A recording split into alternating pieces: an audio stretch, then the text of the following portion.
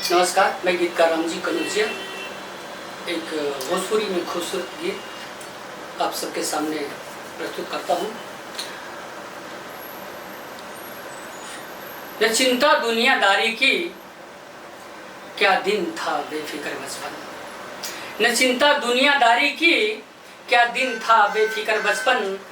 आज भी याद आती है वो नंगे पाँव की मिट्टी, बगीचे खेतों खलिहान उड़ती धूल सड़कों की। संग पढ़ते कभी लड़ते वो नीम के छाँव की मिट्टी।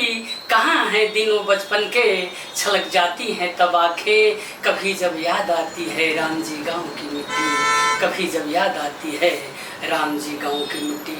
साथियों, भोजपुरी गीत के माध्यम से अतीत के गुजरे हुए पल और बचपन के कुछ बीते हुए सुनहरे पल की झलक है। इस गीत के माध्यम से मैं आप सबको गांव की तरफ ले चलता हूँ। रही रही याद आवे, रही रही याद आवे छल के नयनवा। रही रही याद आवे छल के नयनवा। छूट गई गाँव पापी पेट के करनवा। छूट गई गाँव पापी पेट के करनवा। कैली दुलार माई दूधवा पियवली, टिकवा लगा के बीचे पलना सुतवली। खेलल बकैया छूटी गईल अंगनवा।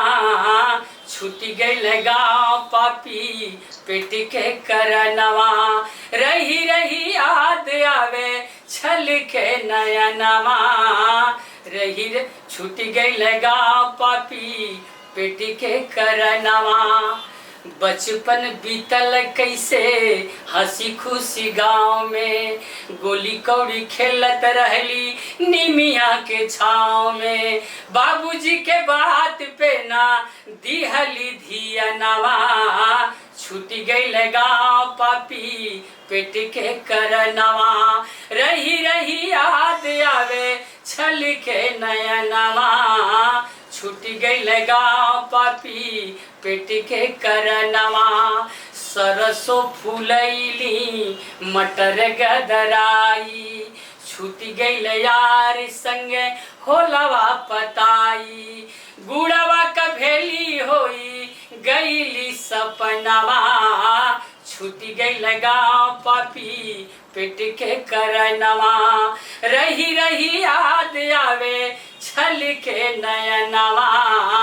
छूट गईल गाँव पापी पेट के करनवा। याद आवे गौआ के खड़ी दोपहरिया, बड़ा निक लागत रहली आम क कोपरिया। बजरा कबाल छूटल, बजरा कबाल छूटल खेत खरिहनवा। छूट गईल गाँव पापी पेट के करनवा। रही रही याद आवे छल के नयनवा। छूट गईल गाँव पापी पेट के करनवा। याद आवे गौआ के बजना बरतिया, रतिया में देखी सब मिली के संगतिया।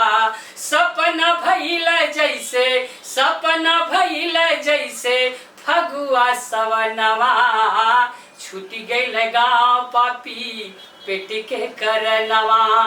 रही रही याद आवे छल के नयनवा। छूट गईल गाँव पापी पेट के करनवा। गौआ के मेलावा में सजली दुकनिया, हाथवा में मिले जब घर से चवनिया। मेलावा के याद आवे, याद आवे मेलावा के चरखी झुलनवा।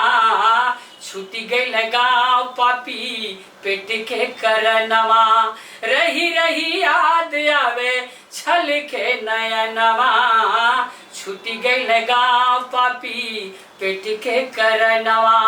राखी के महीनावा में सजली कलाई, गोधना कदेत रहली घरिया मिठाई। बहिनी का साथ छूटी गईल बीरनवा, छूटी गईल गाँव पापी पेट के करनवा। रही रही याद आवे छल के नयनवा, छूटी गईल गाँव पापी पेट के करनवा। इहवा विदेशी कही के लोग देला ताना, गाँव परदेसी कही के कहला बेगाना। राम जी नारी भैल बिरथा जनमवा, छूटी गईल गाँव पापी पेट के करनवा।